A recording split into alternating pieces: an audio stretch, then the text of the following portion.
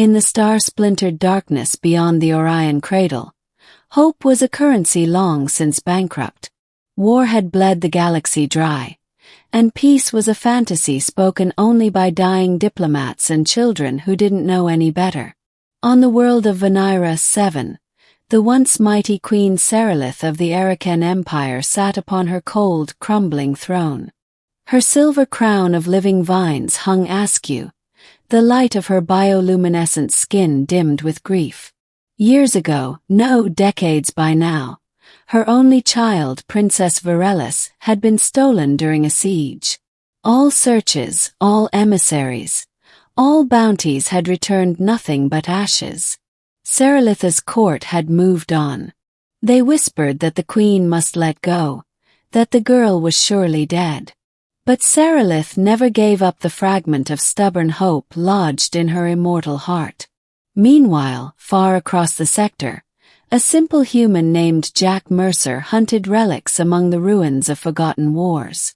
Jack wasn't a soldier. He wasn't a hero.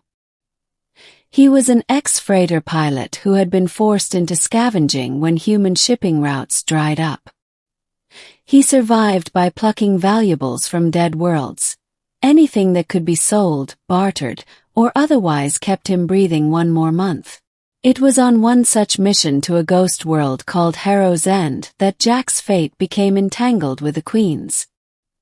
He had landed in the skeletal remains of an ancient city. His battered ship, the Second Chance, kicking up clouds of red ash. Jack trudged through broken towers, his scanner beeping faintly at the traces of precious alloys hidden beneath tons of debris. He wasn't expecting to find a prison. At first, he thought it was some kind of underground bunker, its defenses long shattered. His scanner picked up life signs. Faint, almost imperceptible. Jack hesitated. Life signs often meant trouble. Slavers, bandits, hostile survivors. But something gnawed at his gut, and Jack had learned to trust that old instinct. Torch in hand, pulse pistol clipped to his hip, he descended into the ruin. What he found stopped him cold. The girl was barely more than a teenager, tangled in chains that fused into the floor itself. Her skin shimmered faintly under the dust, a pale violet glow, definitely non-human. Her hair floated around her like mist, and her eyes, too large for her thin face, flickered open as Jack approached. Who are you?" she rasped in a language he somehow understood, an ancient, half-forgotten Arakan tongue. "My name's Jack," he said gently. "Easy there. I'm not gonna hurt you." She recoiled, fear etched deep into her movements. Jack knelt down, lowering his weapon belt to the ground in a show of peace. "What's your name?" The girl hesitated, then whispered, "Virelis." Jack's mind whirled. Virelis. That name was ancient history. Every child spacer had heard the story of the lost Arakan princess, though most believed it myth. A bargaining chip that disappeared in the middle of an interstellar war. He looked around. No guards. No cameras. Just endless, crumbling ruin. They had abandoned her here to rot. "Hang tight, Virelis. We're getting you out." It wasn't easy. The chains were fused with technology Jack didn't recognize. Old-world biotech. But after hours of work, swapping between plasma cutters and brute force, the locks gave way with a scream of tortured metal. Virelis collapsed into his arms, weak and trembling. Jack scooped her up and sprinted back to the Second Chance, heart hammering against his ribs. He didn't know if reinforcements were coming. He didn't care. They spent the next few days in hiding, weaving between derelict systems where no one dared follow. Jack patched Virelis up as best he could, feeding her rehydration packs and showing her how to use the ship's entertainment console. Slowly, painfully, she recovered. It turned out she was smarter than most humans Jack had met. She absorbed information like a sponge, fascinated by the worlds beyond her prison. She asked endless questions about music, history, food, even jokes, especially jokes. Her laughter, high and musical, began to thaw something in Jack's battered soul. At night, Jack sat in the cockpit, staring out at the stars, knowing what he had to do. He had to take her home. But how? The Arakan Empire was a shadow of its former self. And Earth, Jack's birthplace, had no real diplomatic channels anymore. The Queen might not even believe he had her daughter. Worse, others would hunt Varellis if they knew. Warlords, black marketeers, even rival Arakan factions. Jack wasn't a hero, but Varellis needed him to be one.